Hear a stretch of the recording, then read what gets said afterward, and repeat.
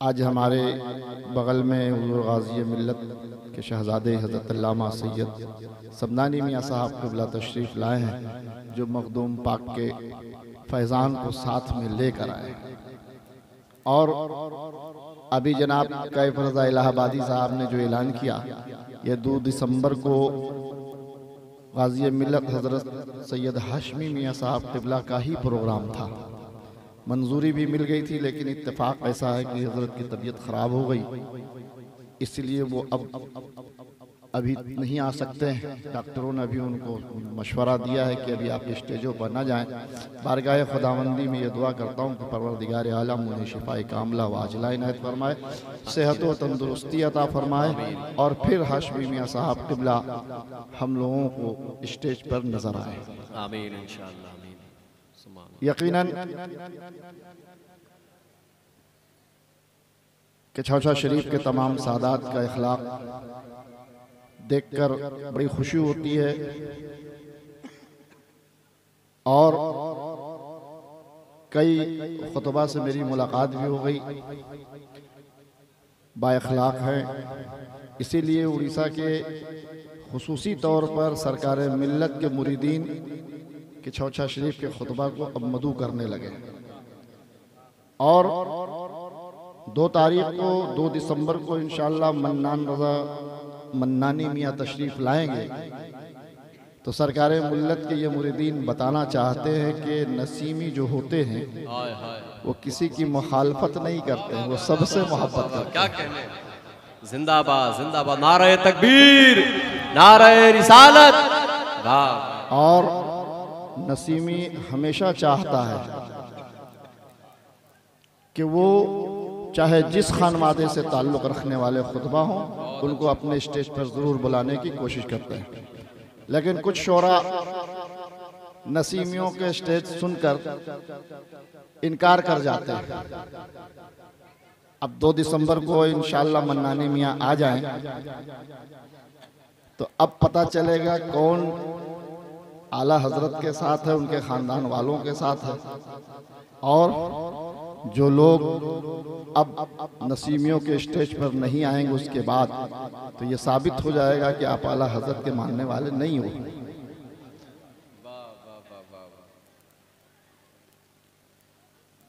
यकीनन ये उड़ीसा के मुसलमानों की खुशनसीबी है कि सरकार मिल्लत सैयदना पाक की औलाद औलाद गौसे आज़म आपके यहाँ आकर आपको जगाया है। आप गौसे आज़म को जानते नहीं थे, ये गौसे आज़म की मोहब्बत आपके दिलों तक सरकार मिल्लत ने पहुँचाया है। और इन औलिया किराम जिनका आप उर्स मना रहे हैं, इनकी भी मोहब्बत सरकार मिल्लत ने आपके सीनों में डाला है। इस सोरों की सरजमीन पर रबीउस्सानी के महीने में 3 बुजुर्गों का उर्स होता है, मोदी शाह बाबा का, सुलेमान शाह बाबा का, और बड़े खान गाजी बाबा का। यकीनन ये सरकार मिल्लत की मेहनत है कि आप इन औलिया किराम से मोहब्बत करते हैं, और सरकार मिल्लत ने आकर अपनी ज़ात को नहीं मनवाया, बल्कि गौसे आज़म की पहचान आपसे करवाया कि आप गौसे आज़म को पहचानो कि गौसे आज़म हैं कौन। बस यही काफ़ी है, और इतना जान लिया तो फिर जन्नत में जाने से कोई रोकेगा नहीं। ये जन्नत में जाने की ज़मानत है। मैं शायर तो नहीं हूँ, लेकिन किसी शायर का लिखा कुछ पढ़ देता हूँ, चूँकि गौसे आज़म का महीना है। ज़बान ने सिर्फ छेड़ा था तराना गौसे आज़म का, ज़बान ने सिर्फ छेड़ा था तराना गौसे आज़म का, नज़र के सामने था आस्ताना गौसे आज़म का, नज़र के सामने था आस्ताना गौसे आज़म का। कभी कश्ती तैरा देना, कभी कश्ती तैरा देना, कभी मुर्दे जिला देना, कभी कश्ती तैरा देना, कभी मुर्दे जिला देना। ज़माना याद रखेगा ज़माना गौसे आज़म का, ज़माना याद रखेगा ज़माना गौसे आज़म का। और अली के लाडले हैं, फातिमा के दिल के टुकड़े हैं। हाय हाय हाय हाय, वाह वाह वाह वाह। मौला अली के बारे में जनाब कैफ रज़ा साहब ने कहा, तुम किसके साथ हो? हम तो अली के साथ हैं, और जो अली के साथ है वही जन्नती है। जो अली की औलादों के साथ है वही जन्नती है। बाकी जो जिसके साथ है वो अपना हश्र समझ जाए कि मेरा हश्र किसके साथ होगा। हम लोग अली की औलाद हैं, और जो लोग स्टेज पर बैठे हुए हैं, जो स्टेज से नीचे हैं, वो सब मौला अली के गुलाम हैं। तो ये शायर कहता है, अली के लाडले हैं, फातिमा के दिल के टुकड़े हैं। जो महबूबे खुदा है वो है नाना गौसे आजम का। जो महबूबे खुदा है वो है नाना गौसे आजम का। और ये किस्मत जाग जाएगी, मुसीबत भाग जाएगी। ये किस्मत जाग जाएगी, मुसीबत भाग जाएगी। मोहब्बत से कभी नारा लगाना गौसे आजम का। मोहब्बत से कभी नारा लगाना गौसे आजम का। और मेरी माँ ने दुआएं दे के मुझको ये नसीहत की। मेरी माँ ने दुआएं दे के मुझको ये नसीहत की, हमेशा जिक्र ऐ बेटा सुनाना गौसे आजम का।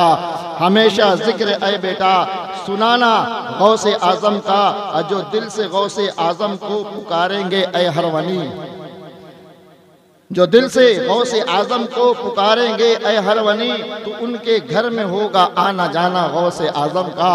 तो उनके घर में होगा आना जाना गौसे आजम का। यकीनन आपने उलमा के ज़बानी सुना होगा कि एक वक्त गौसे आजम 70 घरों में जाया करते थे। ये तो गौसे आजम ने बताया कि हम 70 घर में जाते हैं, सिर्फ आपकी तसल्ली के लिए। वरना गौसे आजम ने तो कह दिया कि मैं इंसानों के दिलों को इस तरह देखता हूं जिस तरह तुम अपने हाथ में राई के दाने को देखता हो। आप गौसे आजम के मानने और चाहने वाले हो। कुरान मुक़द्दस में रब्बे कायनात इरशाद फरमाता है, कुल इन कुंतुम तुहिब्बूनल्लाह फत्तबिऊनी। ऐ महबूब आप कह दीजिए, आप कह दीजिए, जिसको अल्लाह से मोहब्बत करना है वो मुझसे मोहब्बत करे।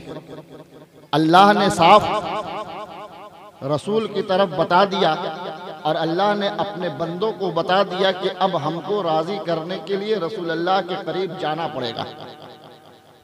अब हमको राजी करने के लिए रसूल अल्लाह के करीब होना पड़ेगा। और अल्लाह के रसूल सल्लल्लाहु ताला अलैहि वसल्लम ने इरशाद फरमा दिया, अल हसनो वल हुसैनो सैयदा शबाब अहलिल जन्नह। हसन और हुसैन जन्नती जवानों के सरदार हैं। यानी रसूल अल्लाह से मोहब्बत करना है तो फिर मौला हसन और मौला हुसैन से भी मोहब्बत करना होगा। सैयदों से मोहब्बत आप करोगे तो यकीनन आपकी दुनिया भी संवर जाएगी और आखिरत भी संवर जाएगी।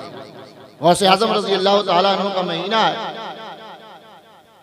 चूँकि बहुत ज़्यादा वक्त आपका मुझको लेना नहीं है, हाज़िरी की गर्ज से मैं हूँ। असल खिताब तो होने वाला है, और जनाब अब्बास नूरी साहब जो काफ़ी देर से बैठे हुए हैं मनक़बत सरकार मिल्लत लेकर, जो आप सुनने के लिए बेचैन हैं, इंशाअल्लाह ये जमकर पढ़ेंगे।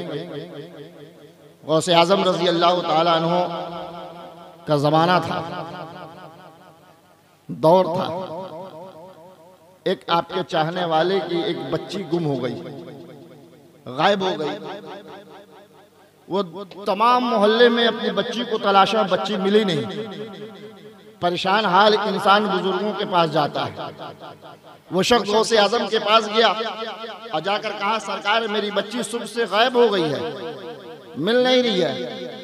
चारों तरफ खोज लिया फिर भी पता नहीं चला। गौसे आज़म ने कहा कि तुम्हारी बच्ची को जिन्नात उठा कर ले गया है। तुम्हारी बच्ची को जिन्नात उठा कर ले गया है। तुम्हारी बच्ची मगरिब के आज़ान से चंद मिनट पहले दरवाजे के बाहर खड़ी थी। सुन लीजिए, इस बात का आप ख्याल रखिएगा। तुम्हारी बच्ची मगरिब की आज़ान से चंद मिनट पहले दरवाजे के बाहर खड़ी थी, और उस वक्त जिन्नातों का काफिला का गुजर हो रहा था। उसी में से एक जिन्नात तुम्हारी बच्ची को उठा कर ले गया। अब तो वो और रोने लगा कि मेरी बच्ची को जिन्नात लेकर चला गया, मेरी बच्ची अब तो वापस आएगी नहीं। गौसे आज़म ने कहा, घबरा मत, मेरा मुरीद है। तुम मेरे मानने वाले हो, तुम मेरे चाहने वाले हो। अब्दुल कादिर के दस्तरस से कोई चीज बाहर नहीं है। गौसे आजम ने एक वजीफा बताया, वो वजीफा मैं आपको बता नहीं सकता हूं, और कहा कि अपने घर के दरवाजे के सामने एक गोल दायरा बना देना, और दायरा बनाकर उसके अंदर ये वजीफा पढ़कर खड़े हो जाना। शाम को जब फिर मगरिब की अजान से पहले वो काफिला वापस होने लगेगा तो तुम्हें जिन्नातों का काफिला नजर आएगा, जाते हुए लोग नजर आएंगे। तो उनमें से कहना मुझे जिन्नातों के सरदार से मुलाकात करना।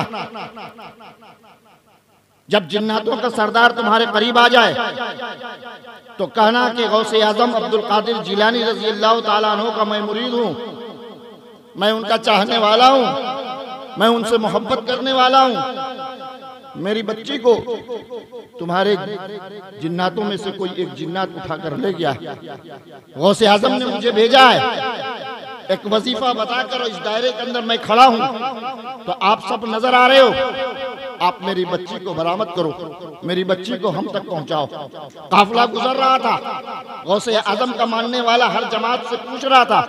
हर जमात के जिन्नात कह रहे थे सबसे पीछे वाले जो काफिला होगा उसमें हमारा सरदार है। सारा काफिला गुजर गया, एक काफिला जो आखिर में आ रहा था उसको जब गौसे आजम के मुरीद ने रोका, कहा जिन्नातों का सरदार कौन है? एक शख्स ने कहा मैं हूँ। कहा तुम्हारे जिन्नातों में से एक जिन्नात ने मेरी बच्ची को उठा कर ले गया। गौसे आजम ने वजीफा मुझे बताया, मैं दायरे के अंदर खड़ा हूँ, जिसकी वजह कर तुम मुझे नजर आ रहे हो, मेरी बच्ची को फौरन पहुंचा दो, ये गौसे आजम का फरमान है। जिन्नातों के सरदार ने फौरन एक आवाज लगाई, कौन है जो इस शख्स की बच्ची को लेकर चला गया है? लाओ यहाँ पर जमा करो, हाजिर करो। जिन्नातों के सरदार ने जब जैसे ही आवाज लगाई, एक शख्स उसकी बच्ची को लेकर हाजिर हो गया। उसने अपने बच्ची को सीने से लगाया, गौसे आजम की बारगाह में पहुंचाया। कहा सरकार आपकी दुआओं से मेरी बच्ची मुझको मिल गई। गौसे आजम ने कहा आइंदा कह देना अपनी बच्ची को ऐसी हरकत न करे कि वो शाम के वक्त मगरिब से चंद लम्हों पहले दरवाजे के बाहर खड़ी न रहे। तो मेरे दोस्तों, आप उस गौसे आजम के मानने वाले हो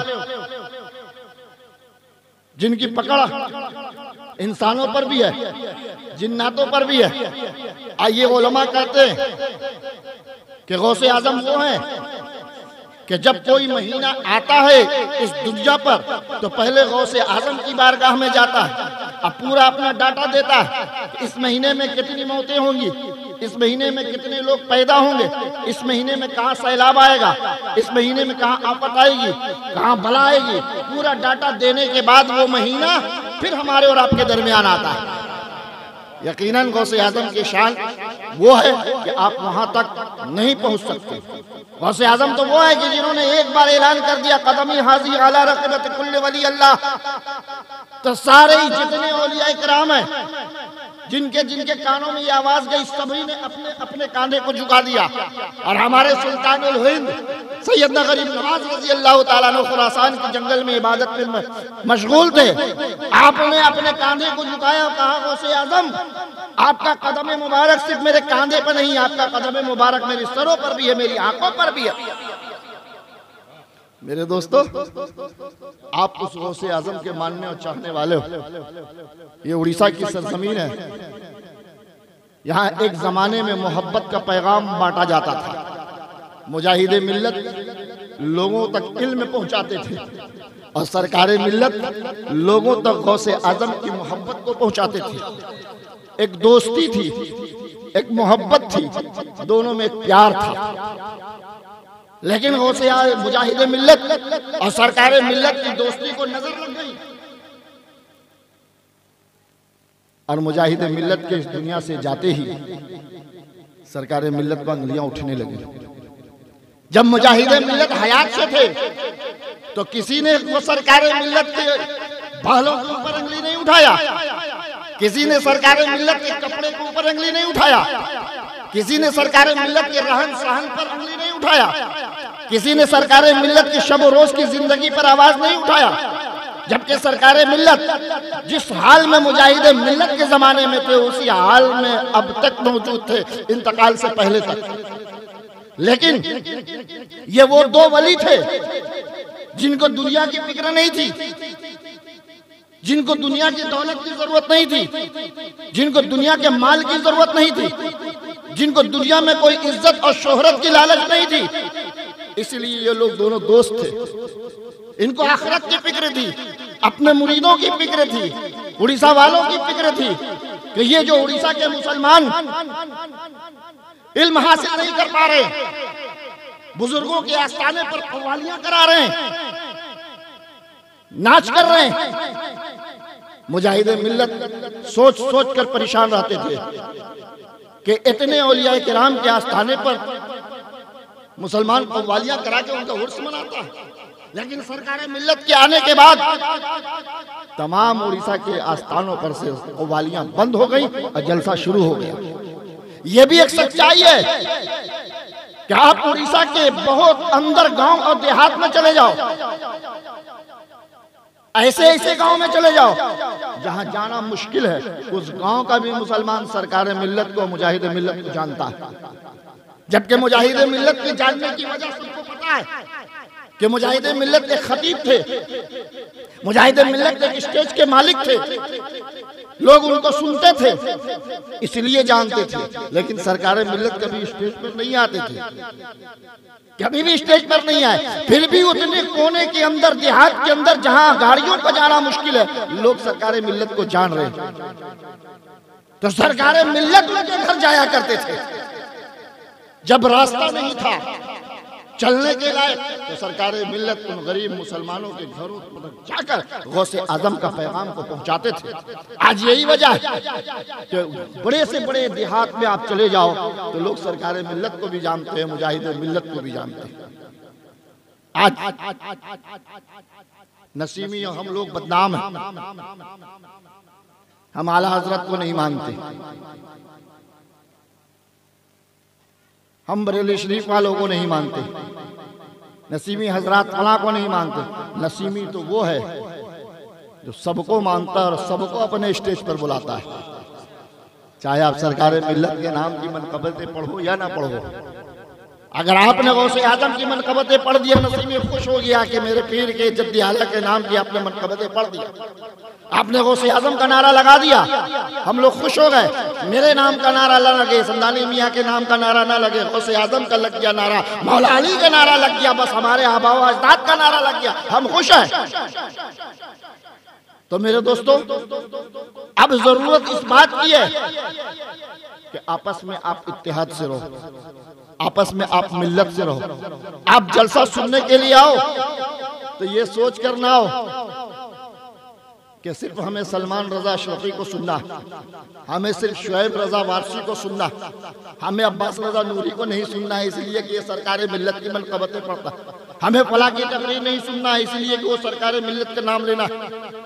आप गौसे आजम की महफिल में आओ तो गौसे आजम की मोहब्बत और चाहत लेकर आओ, रसूलुल्लाह की मोहब्बत लेकर आओ।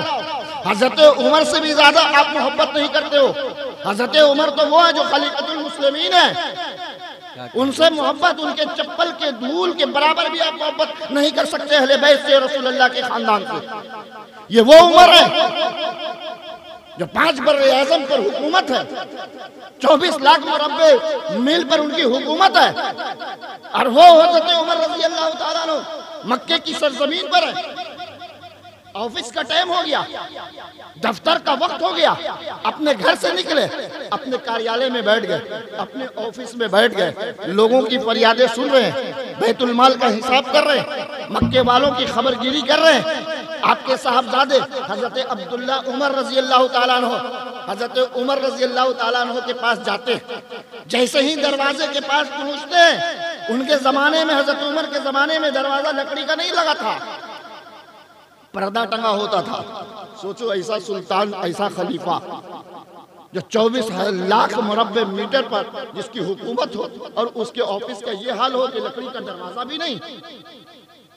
आपके साहबजादे जैसे ही दरवाजे के अंदर जाने लगे, हजरत उमर ने रोक दिया, बेटा अभी मत आओ, अभी कुछ काम कर रहा हूँ, अभी कुछ जरूरी काम कर रहा हूँ। हजरत अब्दुल्ला इब्ने उमर वापस आए, इधर से मौला हुसैन पहुंच गए, हजरत इमाम हसन रजी अल्लाह तआला अन्हु को भी कुछ जरूरत थी हजरत उमर से, जैसे ही हजरत अब्दुल्ला इब्ने उमर रूम से बाहर निकलने वाले और हजरत इमाम हसन रूम के अंदर दाखिल होने वाले, हजरत इमाम हसन ने सिर्फ हजरत उमर के साहबजादे से पूछा, अब्बू रूम के अंदर ऑफिस में है?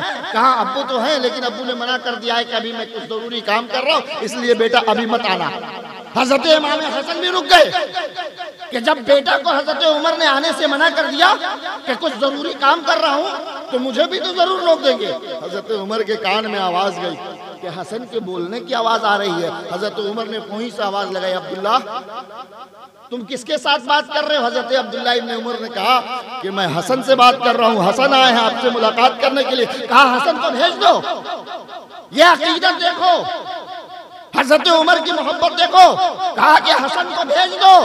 हजरत इमाम हसन जैसे ही रूम के अंदर दाखिल हुए, वो खलीफतुल मुस्लिमीन खड़े हो गए और बाजू पकड़ा हजरत इमाम हसन का और अपनी जगह पर बिठाया और कहा, बेटा हसन, अब्दुल्ला मेरा बेटा था, इसलिए मैंने उसको मना कर दिया। ये गद्दी पर जो मैं बैठा हुआ हूँ ये आपके नाना का सदका है। आपको आने के लिए इजाजत की कोई जरूरत नहीं है, आप जब चाहो बगैर इजाजत आ जाओ। उमर आपके काम करने के लिए खड़ा और हाजिर है। क्या मोहब्बत करोगे तुम? आप नहीं कर सकते मोहब्बत हजरत उमर के जैसा, आप इंसाफ भी नहीं कर सकते हजरत उमर के जैसा।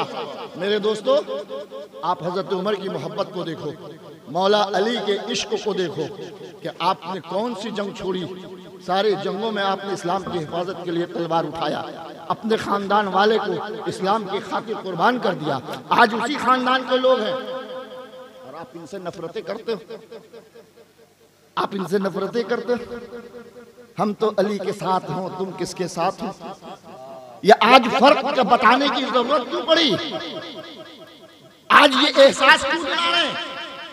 इनको एहसास हो रहा है क्योंकि कैफ रजा इलाहाबादी हर स्टेज पर जा रहे हैं। इनको पता है कि अली का नाम लेने से बहुत से का चेहरा बिगड़ जाता है। इसलिए आज जब अहले बैत के इलाके में आए हैं, मानने वालों के इलाके में आए हैं, तो आज ये कहने पर मजबूर हूं कि हम तो अली के साथ हैं, तुम किसके साथ हो? तो सबको एक आवाज होकर बोलना होगा, कैफ रजा इलाहाबादी साहब, आप अली के साथ हैं तो हम लोग भी अली के साथ हैं।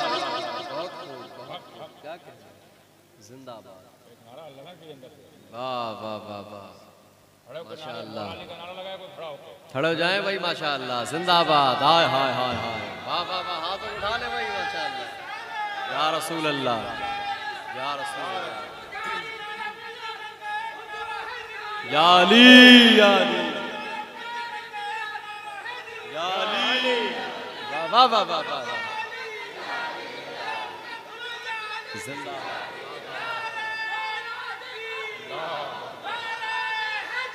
या अली, या अली, माशाअल्लाह। सरकार मिल्लत ने अपनी पूरी जिंदगी, सरकार मिल्लत ने अपनी पूरी जिंदगी सिर्फ इसी में गुजार दिया कि उड़ीसा वालों, गौसे आजम को दिल से पहचान लो, दिल से मान लो। आज गौसे आजम का लंगर जो 1 तारीख से चल रहा है, यकीनन मैंने पता किया है, 4 तारीख को मैं धामनगर में था। वहाँ 60-70 साल के लोगों से मैंने पूछा कि जिस वक्त सरकार मिल्लत इस उड़ीसा की सरजमीन पर नहीं आए थे तो क्या इसी तरह धूम से 11वीं शरीफ का फातिहा घर घर में होता था? हर लोग 11वीं की दावत देते थे? कहा नहीं, कहा नहीं, कहीं कहीं 11वीं शरीफ का लंगर होता था और गांव वालों को दावत दी जाती थी। ये सरकार मिल्लत के आने के बाद घर घर में 11वीं शरीफ का जश्न मनाया जा रहा है और हर घर वाला 50-100 को लंगर गौसे आजम का खिला रहा है।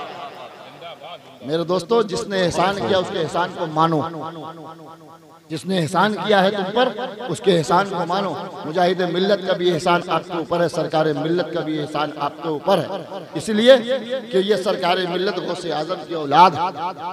चूँकि मैं आपका वक्त नहीं लूँगा, मैंने कुछ बातें सरकार मिल्लत की शान में इसलिए किया कि हमारे समदानी मियाँ साहब क़िबला हैं जो सरकार मिल्लत को जाने। ये सरकार मिल्लत सैयदना पाक की औलाद है और सरकार मिल्लत मेरे दादा से मुरीद खलीफा है। चूँकि मेरे दादा सरकार मिल्लत के मामू लगते थे, एक ही खानदान। छोटे सरकार मेरे वालिद से बैठे, इसीलिए सरकार मिल्लत चूंकि मेरे खानदान से हैं, सैयदना पाक के खानदान से हैं, तो जब कोई नए खतीब आता है तो मैं सरकार मिल्लत के बारे में बता देता हूँ ताकि कन्फ्यूजन ना हो, बात समझ में आ जाए कि सरकार मिल्लत इस भद्रक की सरजमीन में पर है तो यहाँ के नहीं है, वो सैयदना पाक की औलाद है।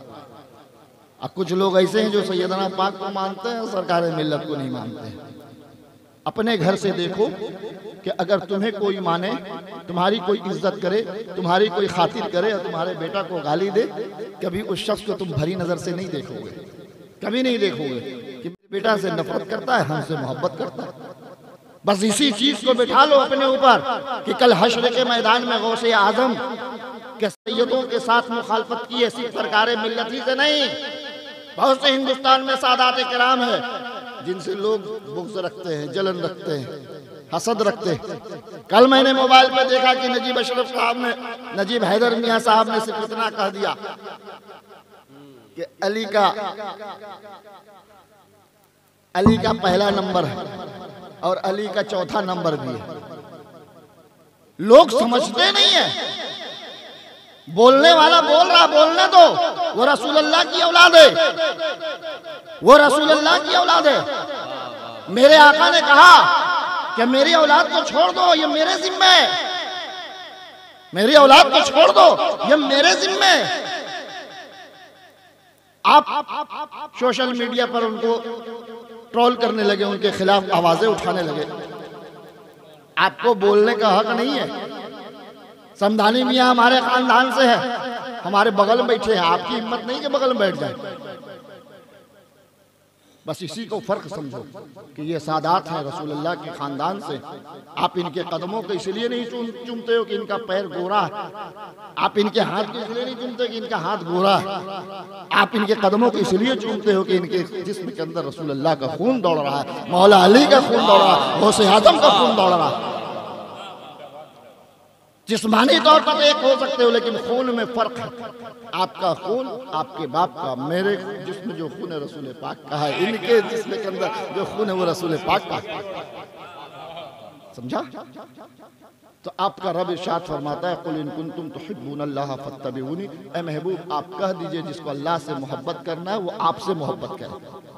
तो आप रसूलुल्लाह से मोहब्बत करो, रसूलुल्लाह के खानदान वालों से मोहब्बत करो, यही आखिरत की जमानत है।